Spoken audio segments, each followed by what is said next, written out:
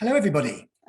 My name is Richard Brent. I am the editor-in-chief here at Briefing magazine, which we believe is the publication for the work and worlds of legal business leaders who are looking for practical solutions for smarter legal business management. That's our strapline.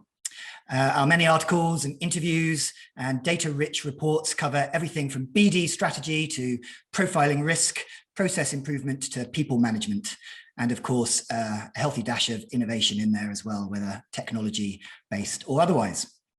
Welcome to today's webcast, which is called How to Price for Profitability, where we'll be talking to people on both sides of the law firm client relationship about, of course, their recent pricing strategies and experiences.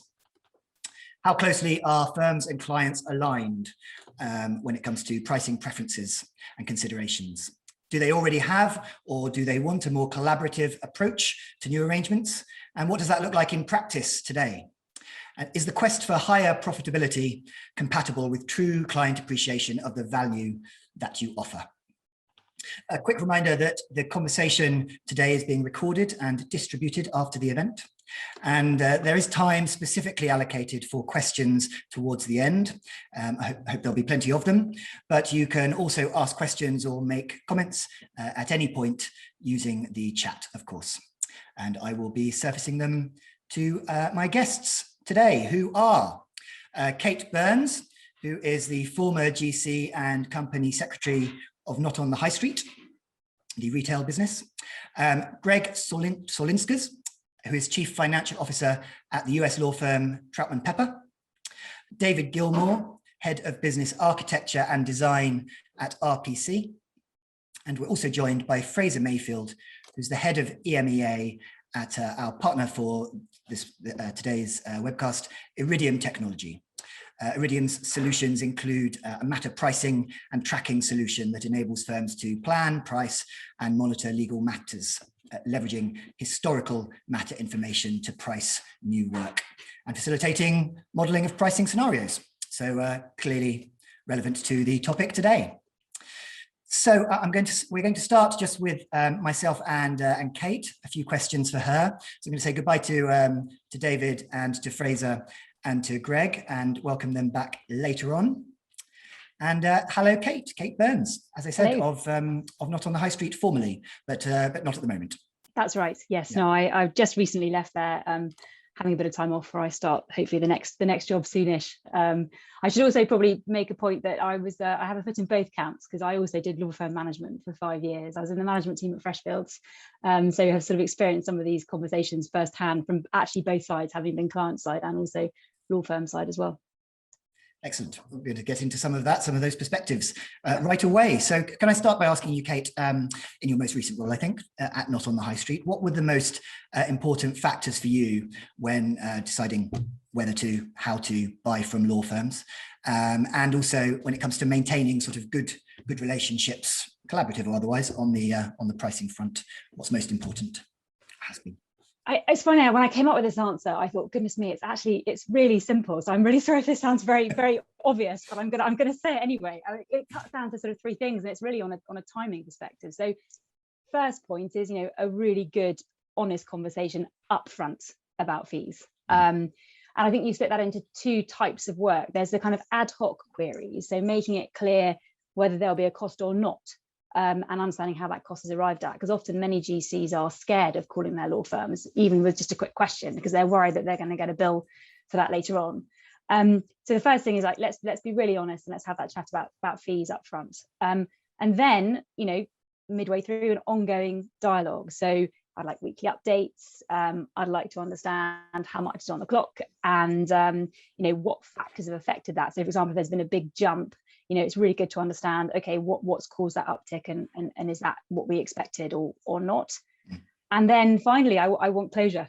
So I want a final number, an explanation of that number. It doesn't have to be massively detailed, but, it needs to be sort of in line with my understanding. A sensible conversation about what's going to be paid. Is it going to be rounded down? Is it going to be, is there a conversation to be had? And then really importantly, closure means no surprises later. I'm sure I can tell a few war stories later on about that. Those are kind of, it's really simple, but those are my absolute sort of three things. Tell me what's happening up front, tell me what's happening during it, tell me what's happening at the end. Right. Okay. So there's sort of a theme there of sort of transparency, which obviously no surprises. You said there, that's the phrase you used, predictability. And you mentioned sort of, regular updates. Is there a particular way that you want that to be sort of displayed, communicated? I mean, how important is data sort of generally as part of this package of transparency and predictability? It's interesting.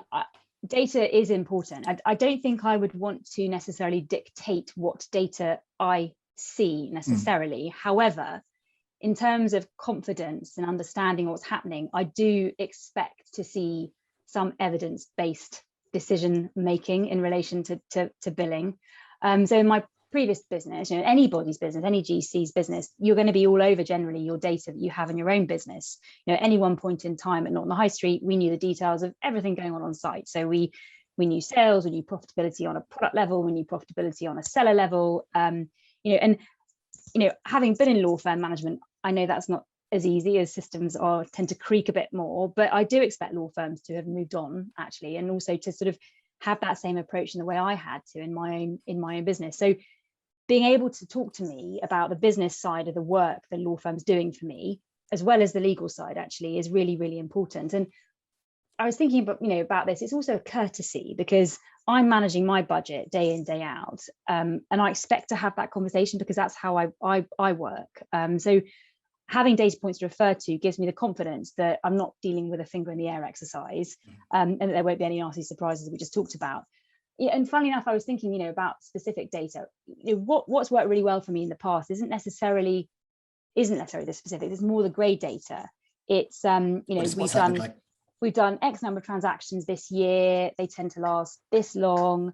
These things tend to complicate them and add to the cost. The basic cost is usually X. If these additional factors exist, then the price tends to increase to Y. Ranges are fine, but kind of that kind of sense. And I think whether you get that or not really varies from firm to firm. Some firms do it by just it's in their nature, and some don't. Okay, yeah. If they don't, is that particularly disappointing? And what sort of other things to happens in conversations like this that has particularly annoyed you? Is it getting those unwelcome surprises? Yeah. I think first and foremost, what really frustrates me is not talking about it. It's not a dirty subject. I think some things I've sort of seen in the past is some partners feel very uncomfortable talking to their clients about money, but it's not dirty. It needs to be discussed. I expect it to be the first conversation. In fact, usually, it's a basic hygiene point for me. I think secondly, again, I've said it before, but not keeping me up to date. The billing information is not boring.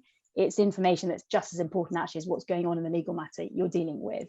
And then in terms of, of nasty surprises, I think so another key sort of issue for me when it hasn't worked is when the person I'm working with hasn't understood me, who I am and, how I operate, my business, how it operates, and how my budget specifically works. So legal budgets really vary from client to client. I am afraid I come from a background of disruptive tech where legal has very little resource to do anything, and they have to really beg, borrow, and steal pretty much. So I've had a real life situation where a law firm partner has come to me with a bill for £5,000 6 months after a matter had closed.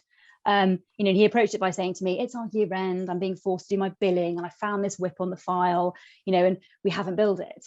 And I sort of had this on my desk, and I sort of said, "Wow, that's a lot. I wasn't expecting it. It's late. The matter finished 6 months ago. This is really surprising." And he said, "Oh, come on, it's not that much. Just help me out. It can't be that hard for you to pay it, and just get them off my back." And that said so much to me about what that partner thought about us as a client in terms of what he'd misunderstood about the business, about me, about my budget, about my team. It was a significant part of my budget, and it was a massive spanner in the works to have that come into my yearly budget that late. Do you think the problem there was a sort of an attitudinal behavioural problem, or do you think that there was something underlying it, sort of management-wise, that meant something like that happened? I suspect it's probably a bit of both. I mean, I think I think law firm management of pricing and billing has massively improved. I think, but but it is, often there's also training that I think partners or whoever's dealing with the billing needs in order to be able to have those conversations up front and know how to do it. I think it's a bit of both, really. Okay, yeah. And what do you really want from firms, if you do want it at all, in terms of sort of collaboration on, deciding price? Collaboration is a sort of word that's run right through the agenda that we've got today. Yeah. Can you have collaborative pricing? I think you can, actually. I think it comes down just to the point I've just made, actually, which is, do me the courtesy of understanding my pressures, my business, my budget. And that's all about collaboration and relationships, effectively. And it really works both ways. So collaboration means that there's give and take, I think, on pricing. So, we might, the client might knock you down, or round down a bill on an ad hoc inquiry that's kind of low value to us. But on the other hand, something that's really important and where it's easier for the cost to be absorbed, or, then, we can give more. I'm equally happy to pay for a service which has value. We talked about this, didn't we, in our prep? I don't expect everything for free. If there's a really valuable tool which will reduce the time spent or whatever, then I'm happy to pay for it. Because I can see the impact. I'm not a cheapskate. I'll pay for something that's that's worthwhile. But we'll come on later to what I'm not prepared to pay for. But potentially this is I don't know, maybe quite a contentious point to end on. But the value in the service provided to the client is a key factor in collaboration. To get my Jerry Maguire moment in there, show me the value, if it's a really annoying little point that just needs to be covered off before I can move on and do something else as a client, then it can be quite frustrating to feel like you're paying through the nose for it. However, if it's a major project, or it's a bet the company transaction, or it's something that's going to really move the business forward, I'm really happy to pay for a successful outcome. I appreciate that I'm buying a service and there's a bargain to be made. Okay, yeah. Thank you, Kate. Thank you very much. We are going to say goodbye to you briefly and speak to the law firms about what they make of some of these things. I'm aware that we've got a question in the chat already. I'm just going to say that I am going to address that a little later on. So can I now welcome back, please, Greg Saulinskas, who's Chief Financial Officer of Troutman Pepper, and David Gilmour, who is the Head of Business Architecture and Design at RPC. Hello, David and Greg. Hi there. Good morning. Good afternoon to all of you. Good morning for me and maybe a few other folks. It's good to see both of you. Thank you very much. So can I start with you, please, David? Do you have, at RPC, do you have a sort of clear pricing strategy for how you're going to approach different groups of clients? And is that something that's changed at all in the last year, in the last 2 years, in line with different pressures in the market? Yeah, I mean, RPC obviously traditionally were known as an insurance law firm. And I think a lot of where we're at today can actually be traced back to the financial crash of 2007 and 8, where I think there was a big rise of professional procurement off the back of that, with a mandate to try and reduce price. And that played out in terms of us seeing a number of firms, competitor firms, exit the market because the price was squeezed to such an extent that they didn't feel that they could compete.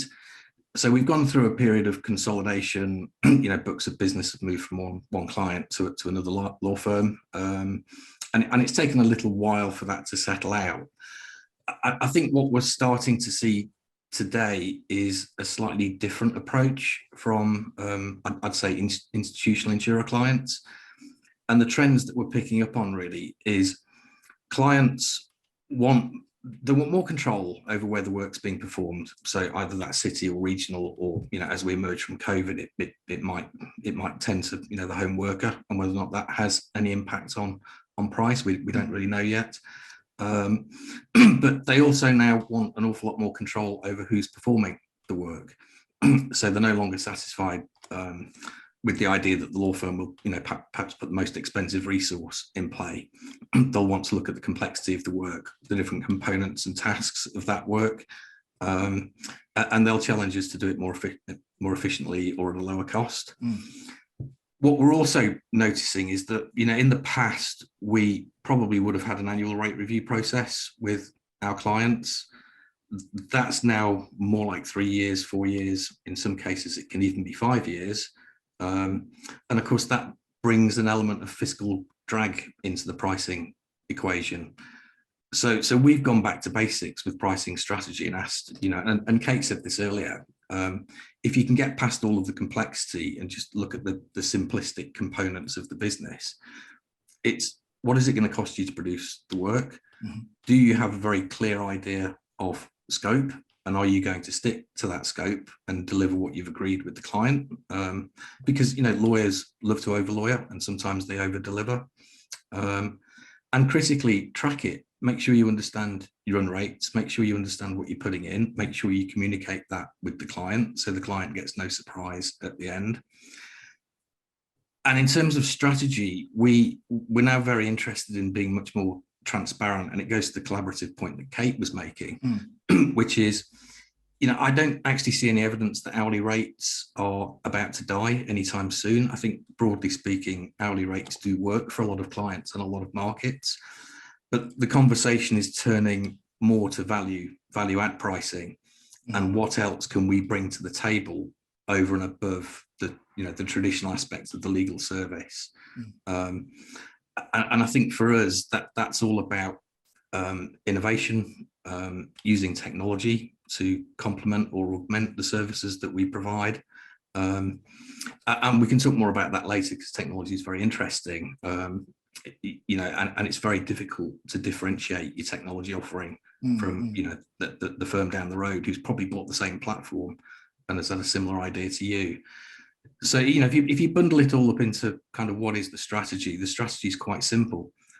Listen to what the client wants, understand the client's problem, be very clear about how you intend to solve that problem, what components you're going to put into it, scope it correctly, monitor it, and all being well, you get the commercial outcome that both sides want.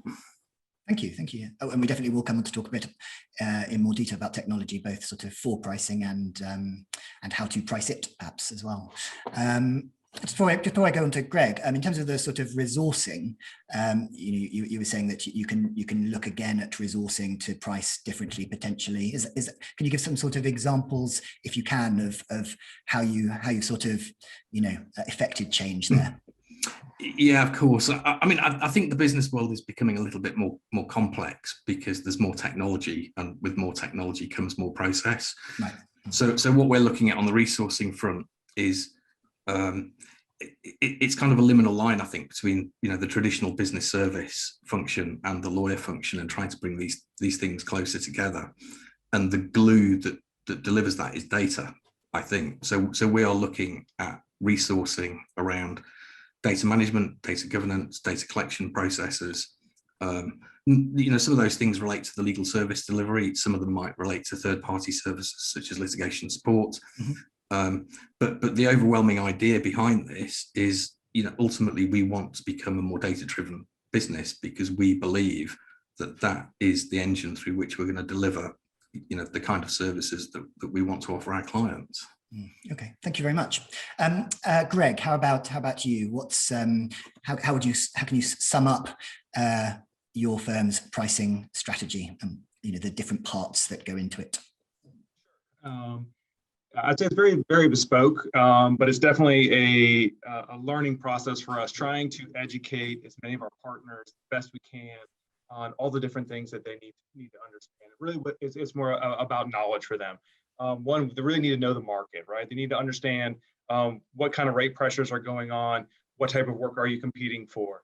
You really need to know your client, have a very clear understanding of what they're looking for. If there's a recent example, we have a client who had a lot of price sensitivity. They did something very similar to what David mentioned of, hey, we're going to lock in rates and we want to do that for 2 to 3 years, kind of based off of our previous agreements. They know they're getting price pressure from the CEO, from the CFO, knowing where they're coming from and trying to then make all the pieces that we need to do to make work so that we can be a good partner with them is definitely a key to understand where they're coming from. Also knowing our brand and your reputation, and also understanding your client's view of that is very, very important. If they're used to dealing with in our case, Wall Street firms, Magic Circle type firms, and where we fit into that mix, we might have a little bit more of an option to charge a little bit of a higher rate, but it's still kind of do something that's a little bit more value to the client. So knowing all those kind of components, and then also knowing the cost structure as well. So having them understand what's the difference between a more senior lawyer versus a more junior lawyer, what different cost structures come along with that, or a paralegal. It's a challenge trying to get everyone to understand that, and wherever we're able to get our pricing team working with someone within the client, whether that's legal ops or procurement even, or someone just on their side, to help them understand, look, we're all trying to work through this together. I think the common theme that you're going to hear over and over again, Kate mentioned it, Dave mentioned it, it's kind of a communication thing, and hey, let's all figure out what kind of makes the most sense. We want to work together on these things. And get them to understand it's not going to be perfect, right? It's going to be very, very hard to kind of come up with something that's exactly perfect. But if we've got that good relationship going and we're able to kind of continue down that path, we end up with a very, very good strategy overall for each client. And then we're able to kind of put different strategies in place for different practices or different markets, and say, this seems to work very well within this more of a local market. This seems to work better in a national market. This seems to work really well when we're working with large banks. And we're able to kind of start with that framework and then try to expand upon it throughout our firm. Okay, yeah. And David mentioned the D word, data, and you sort of referred to it as well, the importance of it. To what extent are you sort of investing in new ways of being able to access the data that you need to price differently, or to price, to price more collaboratively or better, or whatever it might be? And are you seeing pressure from clients to sort of demonstrate that data, to hand it over so that they can see how price has been arrived at? Well, I think the first thing for us is just trying to do a better job of capturing it. It was interesting. I was looking back, and it was about 4 years ago that The Economist put an article front page, basically saying, data is the new oil, right? That's kind of the big thing now, having access to data, whoever controls all the data. And just saying, like, wow, that was 4 years ago, and I feel like we haven't made all that much progress on it just within the legal space. Yes, we're still, we're way behind all the tech companies, but we're making a lot of progress. For us, it's been focused on just data capture and making sure that we're capturing good, clean data so that we are able to provide things back to our clients in a way that makes sense, right? So for them, better price certainty, I think, is the key. If we can say, we've done this 15 times before, here are the key variables that drive the differences in price, and we're able to kind of look at those things, and then which obviously provides better scope for them. So the more that we can do with that, putting tech in place to help, so we are doing data capture. In a lot of cases, it's just throwing bodies at it and people just focused on it, has been the most successful for us. Hey, who's making sure that we're going back and making sure that we're classifying the type of work we're doing correctly? Yeah. Who's going back and making sure that we're building something so that we can look internally, whether that's data visualization, just so we can understand our own data better, and then make better decisions on it, and then ultimately serve our clients better. Yeah, thank you. And David, you mentioned data in the context of helping you to decide how to resource work for price, but are you also finding that that is important in client conversations? I've not had many client conversations where data as a subject, is explicit on its own. Yeah. I think what we are sensing from clients is that they understand the value of data. And if I went back 10 years to the rise of e-billing, we saw a lot of that through the last decade, whereby law firms are required to submit quite detailed records with all the fee earner components and narratives. Back then you could kind of sense firms are going to crunch this. They're going to understand what different panel firms are producing, how different panel firms organize the work, and all that intelligence will enable buyers to ask, smarter questions. And push that back onto us as a challenge to do different, innovate, bring the costs down where you can, but maintain the quality. And I think that trend is continuing. What I suspect is going to happen next is, there's only so far that clients can go with price alone, and discounting. You can only go so far with that particular lever. My expectation is that clients are going to want access to our systems. They're going to want a more direct route in the door so that they can duck in and look at, the work that we're doing, the way in which we're doing it. And I think that's all part of being more transparent with clients and having a different, more grown up type of relationship. I don't think the technology is quite there yet. And I'd certainly echo some of what Greg's said. You know, in order for us to make best use of data, we've got to first collect it.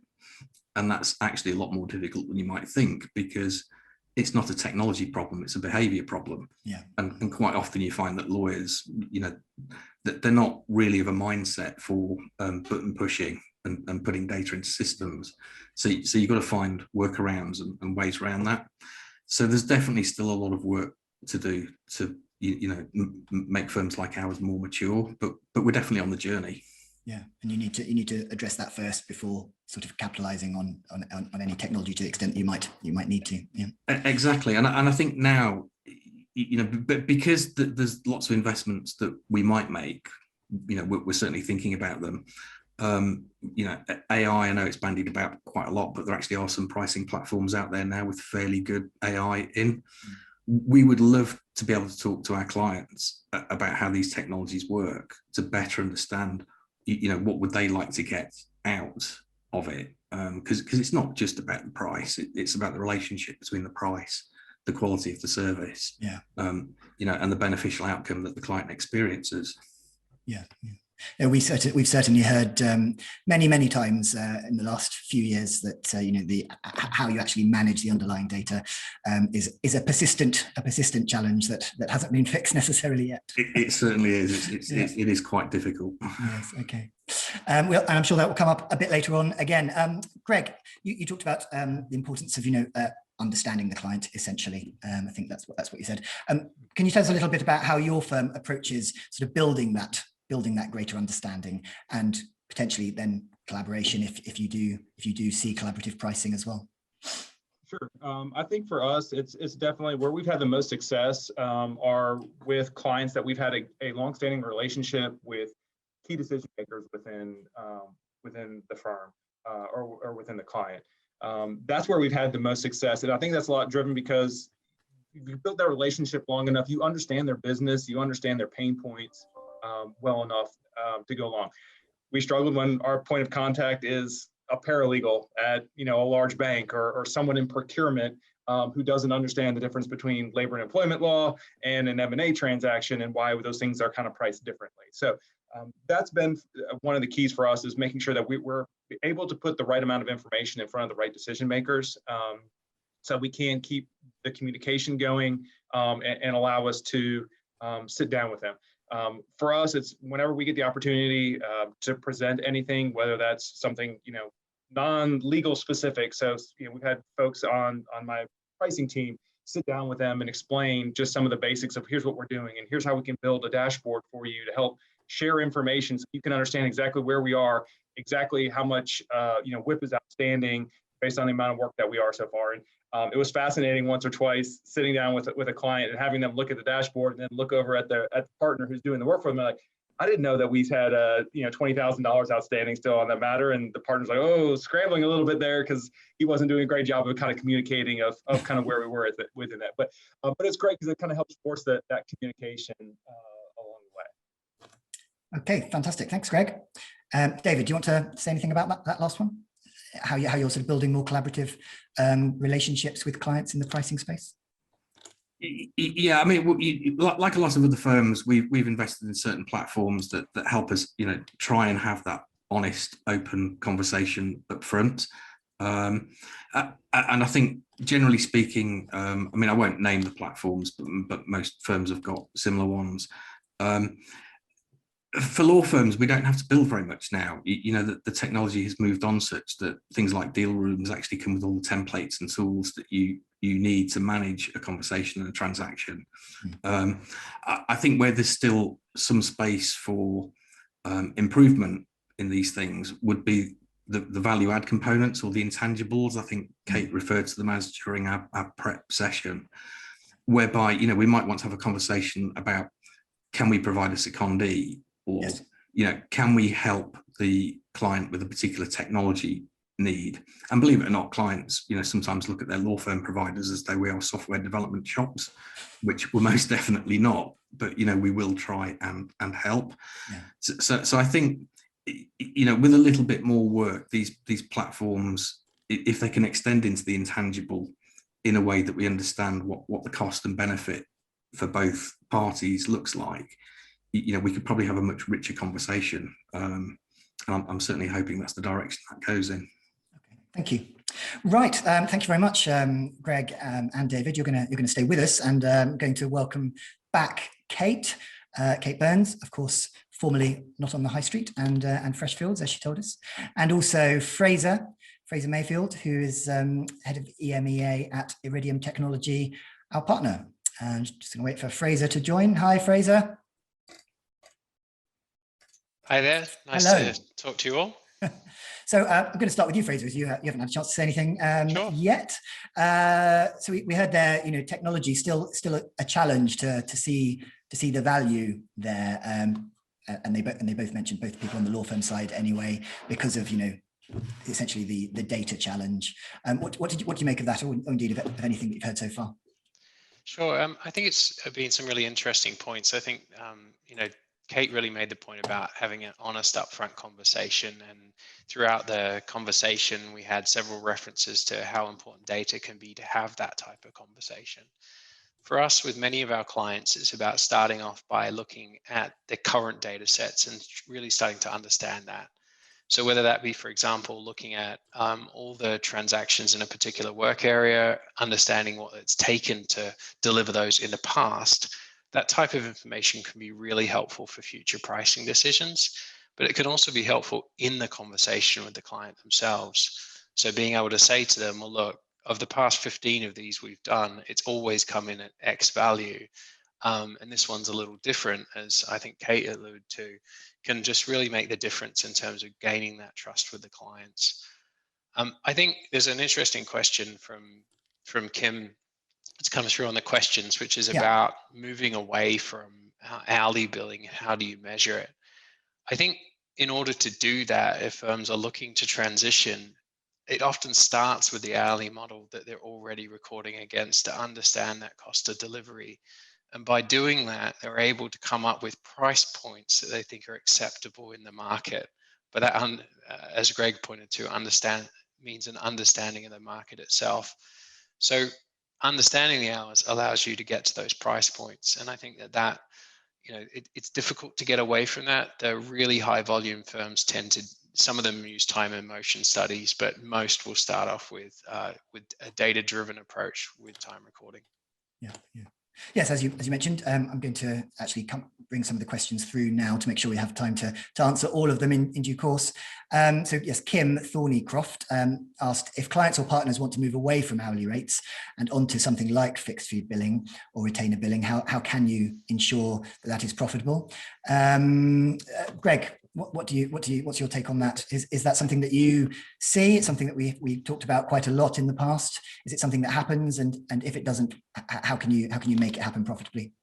It's a great question. I think this is where legal probably lags behind a lot of other professional services and others, right? Where just knowing the cost of delivery for us, the best way is still taking the number of hours that you've worked and dividing them up across the matters and your cost associated with it. And I'm able to tell it that way. Obviously, you have consulting firms that do it all day long, and they're not necessarily recording hours behind it, and they've figured all that out. So I think you can get there. I think it's going to be very, very challenging to move legal to that point where we're beyond that.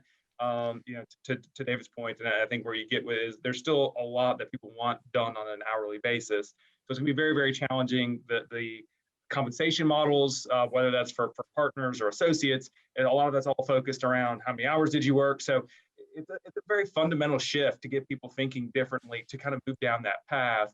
Doesn't mean we still can't come to agreements with clients that say, hey, we can do this work for a fixed fee. I think it's just gonna be hard to get the shift internally away from a focus around how many hours did you put on specific files. Okay, thank you. And somebody else brought up alternative fees. Evan Morgan says, in her experience, I assume, or his experience, beg your pardon, it's hard for organizations sometimes to take up the alternatives, possibly because it's difficult for them to compare the different scenarios. So how should law firms be positioning selling alternative pricing mechanisms so that organizations are prepared to go with them? I suppose that is probably one for Kate. Do you think there are particular things they can do to sell the alternatives to you better? I think, I mean, it'd be interesting to see, the clients in question here, because I certainly, what we sort of really enjoy doing it, not on the high street, and I think other sort of disruptive tech companies are very similar. They like doing things differently. So actually give us an alternative structure, and we're like, brilliant, let's give it a go. I don't really mind. Let me see you doing something differently. Let me see you acting innovatively and doing something different, and we get all excited and we'll jump on board, sort of thing. So I think there is perhaps a type of client who would be willing to take up that stuff. I say, but I understand that there are some that are not, and I think this idea possibly about comparison, it is an interesting point. They're used to it in a way that, Greg almost just said, law firms are used to sort of tracking their hours and their time input in a certain way. I guess clients are used to sort of checking, they have comparison as well. But I think there are ways where you can look, when this deal was done in this way on an hourly rate basis, this is what happened. When it was done this way in this alternative fee structure, here are the outcomes, and here's how roughly they compare to a similar structure on the same basis, and here's your upside, here's your downside, and here's where we're going to collaborate and agree to sort of split the difference if it comes up, and let's give it a go. I think it's sort of just, I think often as a client, my frustration was not it was more that they're not doing anything differently, rather they're not doing anything differently successfully. If you could show me lots of different ways to do something differently, then I'll jump on board and I'll be really excited about it, and we'll iterate and we'll get there. Rather than necessarily sort of it having to be sort of perfect straight off. Let's collaborate, let's work out a good way to handle it. Okay, thank you. Fraser, sorry. Sorry, I was going to add on to that, which I think Kate is saying it from a way of like, I want to have that, right? And I think that's the key. A lot of times we'll get RFPs, 9 out of 10 RFPs that we see where they want it an alternative fee arrangement, and it's question number 39 on the list, and it's just kind of buried at the bottom. You can tell that they're just not really interested in it, right? It's just kind of an afterthought.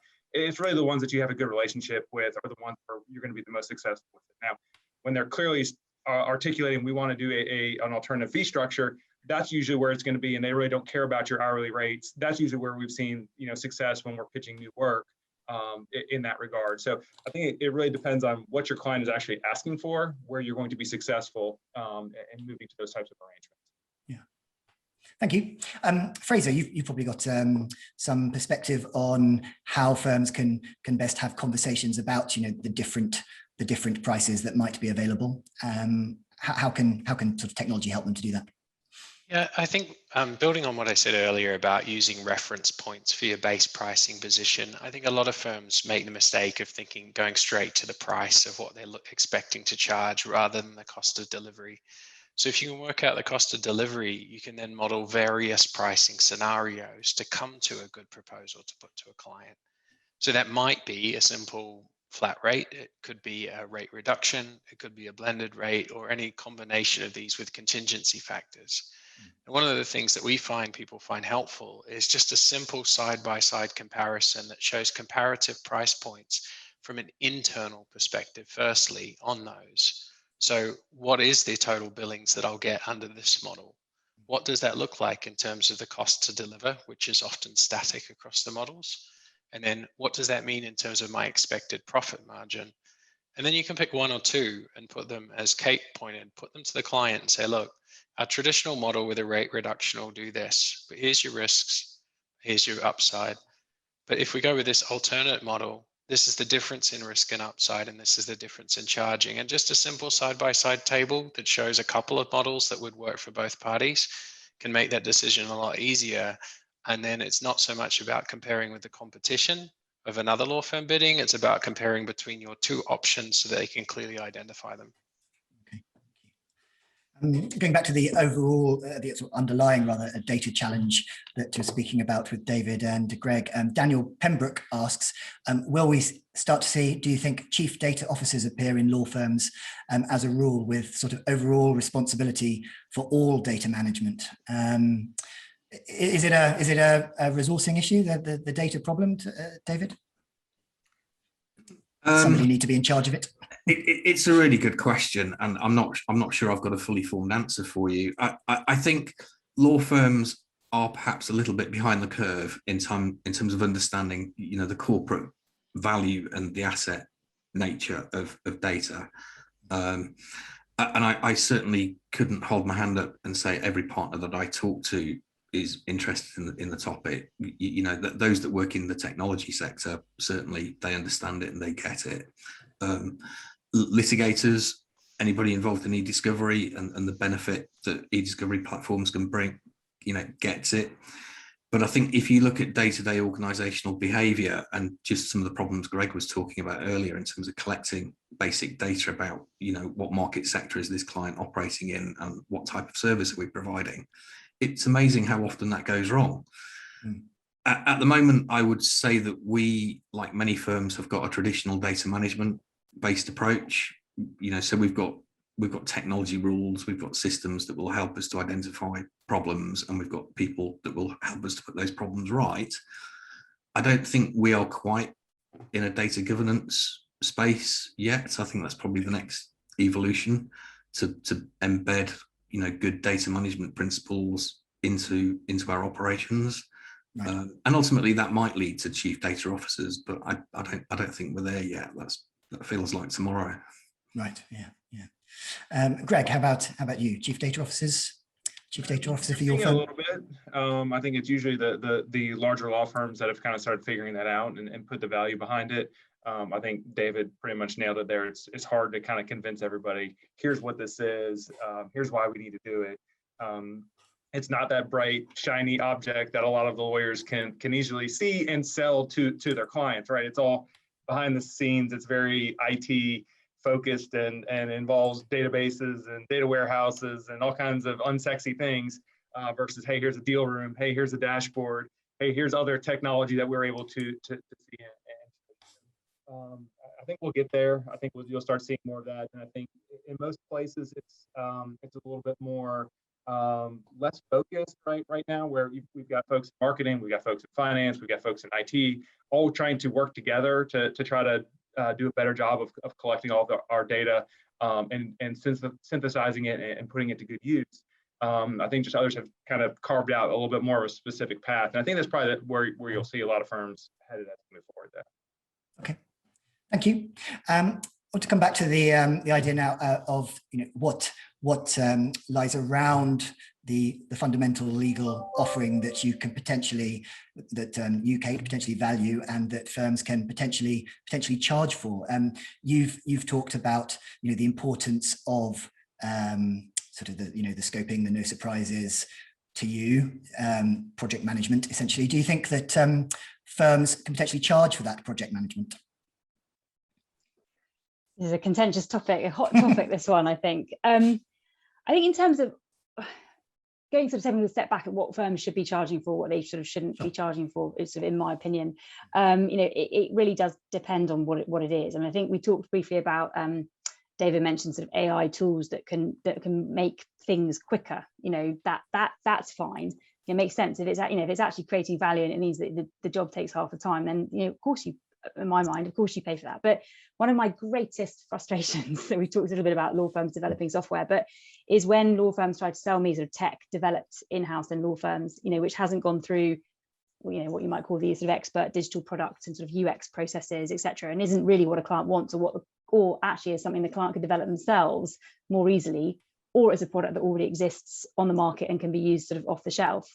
So that's when I sort of begin to see red. In terms of legal project management, again, I think that's something I would sort of expect a firm to have sorted as part of their offering. I don't really need to know the detail of how a deal is delivered. You know, if the sausage is reasonable, I don't really need to sort of see how the sausage is made, if that makes sense. Bit of a strange mixture of analogies there, but analogy, you know, if it's not reasonable, then I will want to get into the ingredients and I will want to sort of you know, have a look at it. And I'm not sure that's always helpful for a law firm. You know, I don't need to tell, it's not for clients in my mind to tell law firms how to do their job unless it's clearly inefficient or inequitable in some way. So I'm very happy to let my law firm do what I pay them to do, which is to be experts in delivering a legal matter. You know, but if there are warning flags or issues, then I will want to have a look at it in a bit more detail to check that, you know, it's being done properly, if that makes sense. Yes. So I sort of see some of those things. I see legal project managers, to be honest, as a bit of a staple and not really something that I should be necessarily paying extra for. Sure. Okay. Yeah. And I promise I didn't know when I raised that we would get a question exactly on that topic just come in at that moment, which is what about legal project managers? Do clients see the benefit of running a matter as a project to keep control on costs? And I think you've said yes, you very much do, but don't want to pay for it necessarily. Yeah. or the team can be careful. You can structure the team so instead of 2 trainees, you've got a trainee legal project manager. I don't really mind. I don't need to see that. It might be the same cost, but you've got someone with an expertise that is clearly needed on these big matters in particular. But I don't necessarily need to see that. But I just, but if it looks high or expensive, or it looks like, as I said, inequitable, so the right makeup of the team, etc., then I will start to sort of have a bit of a closer look. Yeah. But in terms of technology, you say some of that you can see the value in paying for, and some clearly not, and some not. Okay, yeah. Maybe on the law firm side then, David, what do you think? Do you think yes or no to paying for technology and legal project management? I don't think there's a credible case for charging a client for legal project management. I do firmly view that as a hygiene factor. It's just something that we should be doing. Technology is really difficult because I think I said earlier, law firms still have a tendency to buy the same software as another law firm down the road. There is still a bit of that mentality in play. And the problem that creates is that you cannot easily differentiate your technology offering from anybody else. And you can't create a service or value proposition with an undifferentiated piece of tech. So I think on the whole, what the technology is enabling is the ease of doing business element, the collaboration piece, the transparency, and that's great. I'm not sure yet there's all that many examples of, what I'd call productized technology that you would, without having a red face, be able to go and have a conversation with a client about paying for. Okay, thank you. Greg, how about you? I see both sides of the fence, right? I think that's the challenge. I think Kate kind of alluded to this as well. And there's certain places where, hey, it makes sense. I mean, there's a little bit of, let's just speak of the legal project management side. Hey, those are things that you should be doing already, right, for your client. So it's kind of hard to say, like, what, you're going to tell me you're running my matter inefficiently and you're just going to let it kind of run off the rails. You don't have anybody keeping an eye on it. So there's a little bit, I can kind of see it both ways. But I think if you're kind of selling as the overall value of the package, and I think that's where you start getting into when you are pricing things on a fixed fee basis, and you're dedicating the appropriate resources to get the job done, then it really shouldn't kind of matter, right? So it kind of gets into that bundled versus unbundled look. On the tech space, I agree. It kind of goes a bit all over the board.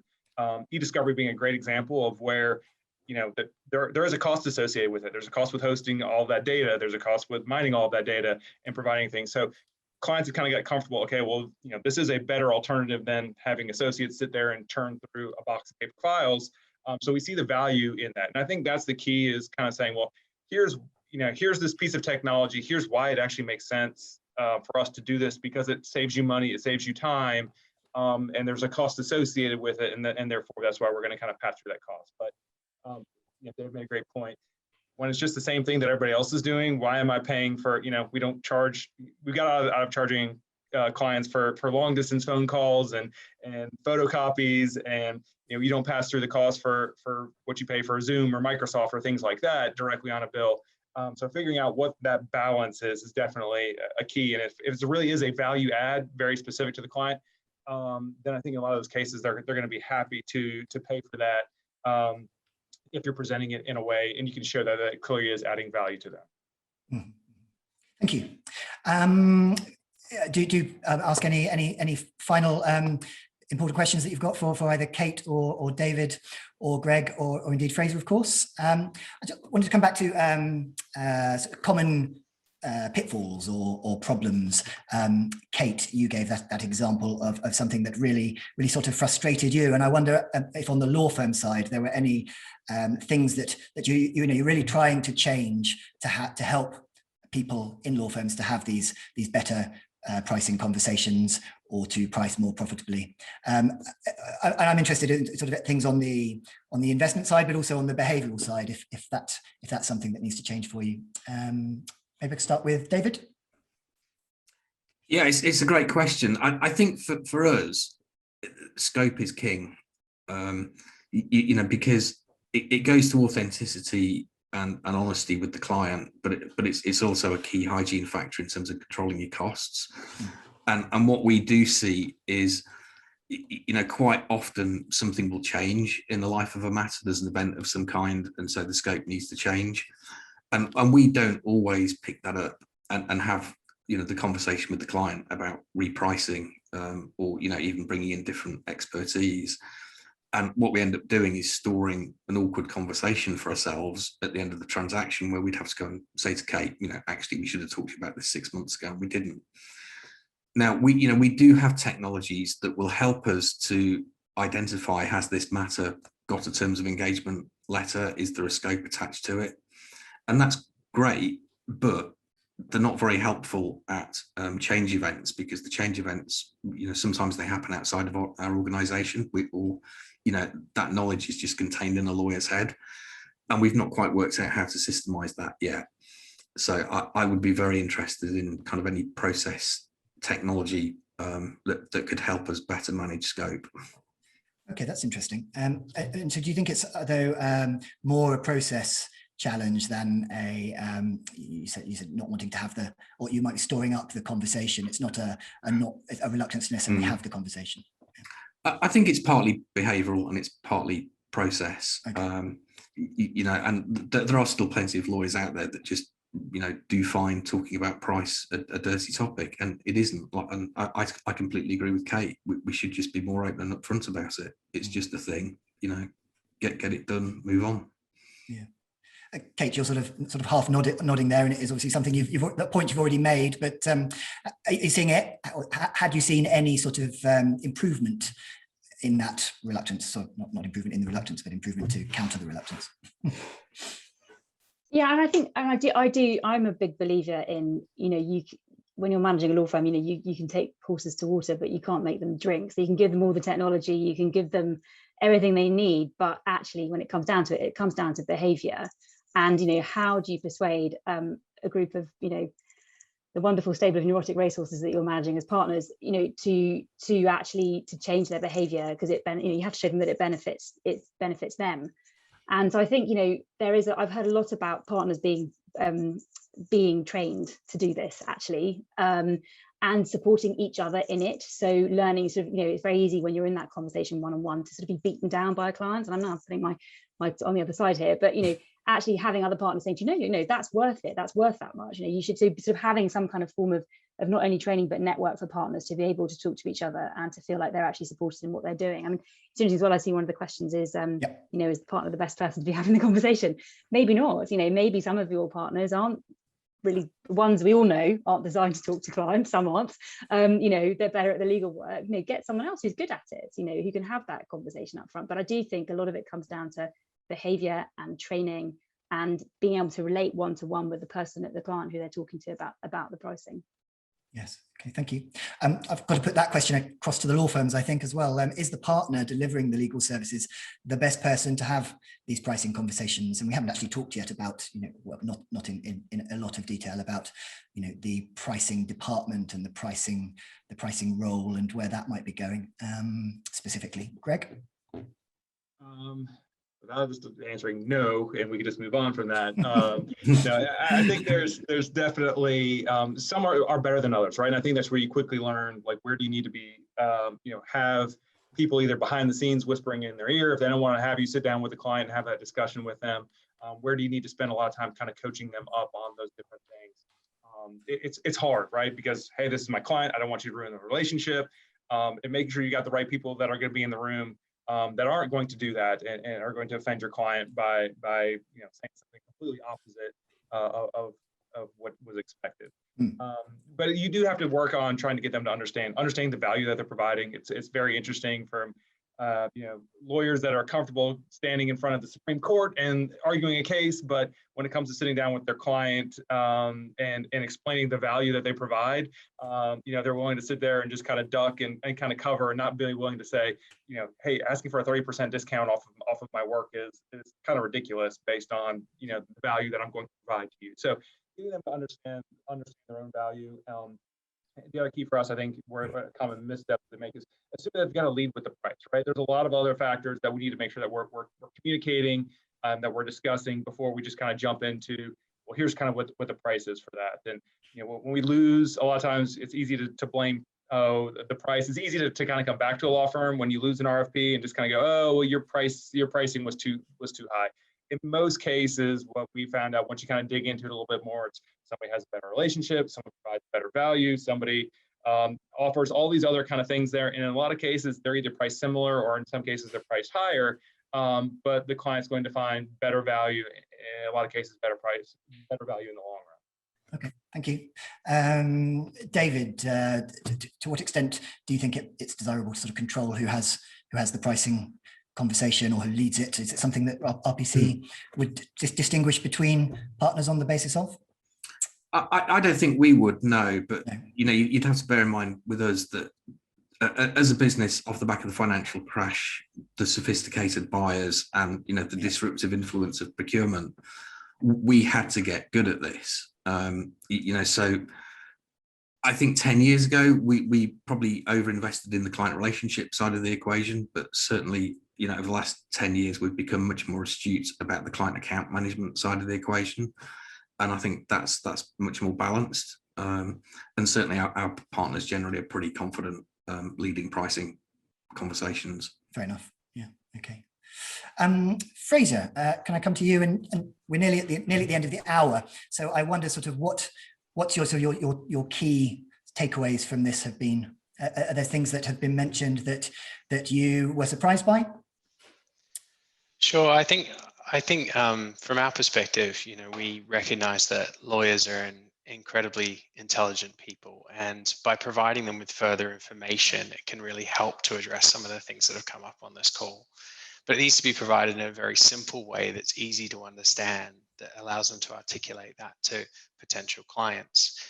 So whether that's to enable an upfront conversation with side-by-side pricing models, as I referred to, that they can have that informed conversation with a client when they win the business, being able to have simple dashboards that are sexy, as Greg pointed them out, to actually help to explain to clients. All of these things can really help to move businesses in the right direction to have a collaborative approach to pricing.